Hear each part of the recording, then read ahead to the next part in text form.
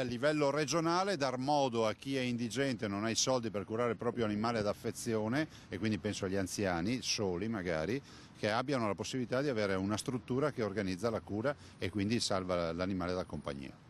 Entro l'estate dunque il Veneto avrà una legge per garantire le necessarie cure veterinarie agli animali da compagnia delle persone in situazioni di difficoltà economica. Parola del governatore veneto Luca Zaia. La regione ha ricordato è pet friendly, gli animali da compagnia possono entrare in tutti i nostri ospedali e abbiamo una legge che permette la sepoltura dei piccoli animali nel giardino di casa.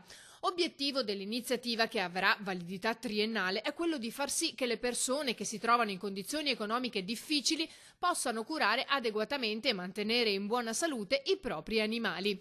Prevede che per coloro per cui sia stato preventivamente accertato lo stato di indigenza dalle competenti amministrazioni comunali possano essere erogate varie prestazioni veterinarie, tra cui la microchippatura del cane, interventi di sterilizzazione e altri interventi chirurgici ritenuti indispensabili.